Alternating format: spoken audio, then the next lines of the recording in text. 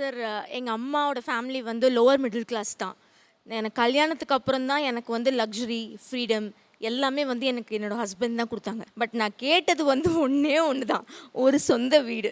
கல்யாணம் பண்ணும்போது நமக்கு இருந்த தேவைகள் வேறு. இப்போ 10 வருஷம் ஆச்சு கல்யாணம் ஆகி.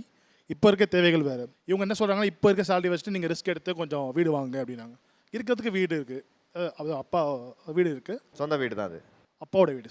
அப்பாவோட வீடுனா சொந்த வீடு தானே. அவங்களுக்கு என் பேர் நான் சம்பாரிச்ச வீடு வாங்கணும். சரி, என் மாமனாரோட அப்பா வந்து அவங்களுக்கு வந்து ஒரு கடையும் ஒரு சொந்த வீடும் கொடுத்தாங்க சார். அவங்க அந்த கடையை வச்சு எவ்வளோ கஷ்டப்பட்டு அவங்க கஷ்டப்பட்டு முன்னேறி ஒரு வீடை 3 வீடு ஆக்குனாங்க. நம்ம பங்குக்கு நம்ம பசங்களுக்கு ஏதாவது பண்ணணும்ல சார். எனக்கு 2 பையன் இருக்கான்.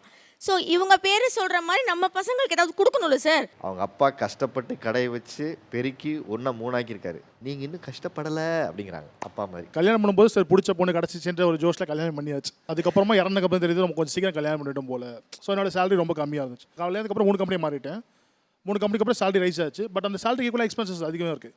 ஸ்கூல் ஃபீஸ்லேருந்து எல்லாமே, லிவிங் எக்ஸ்பென்சஸ், அதுக்கப்புறம் ட்ராவல் எக்ஸ்பென்சஸ் எல்லாமே ஜாஸ்தியாக இருக்கும்போது நம்மளால் அதை மீட் பண்ண முடியல. அடுத்த மாதம் 1ஆம் தேதி வர வேண்டிய சேலரி ஒரு நாளாக தள்ளி வந்தால் இஎம்ஐ கட்டுறதுக்கு காசு கிடையாது, பேக்கப் கிடையாது, சேவிங்ஸ் கிடையாது. ஸோ அப்படி இருக்கும்போது இந்த மாதிரி திடீர்னு அன்எக்ஸ்பெக்டட் எக்ஸ்பென்சஸ் வந்து நமக்கு கொஞ்சம் கஷ்டமாக இருக்கும். இந்த எக்ஸ்பென்சஸ்க்கே சமாளிக்கும் போது இங்கே வீடுன்னு ஒரு பெரிய ஸ்டெப் எடுத்து வச்சோம்னா நமக்கு தாங்காது சார். நாளைக்கு என் பையன் வந்து கேட்பான்ல சார், எனக்கு நீங்கள் என்ன பண்ணீங்கன்னு கேட்பான். அதுக்கு இவங்க என்ன சொல்லுவாங்க? பையன் அவன் சம்பாரிச்சு அவன் தேவைக்கு அவன் தான் அவனை பார்த்துக்கணுமே Correct sir. தவிர இப்ப பையனுக்கு ஏன் கொடுக்க அவ வேண்டிய அப்பா சம்பாரிச்சு ஒரு வீடு வாங்கி வைக்கணும். அவனை ஏன் சோம்பேறி ஆக்குறீங்க?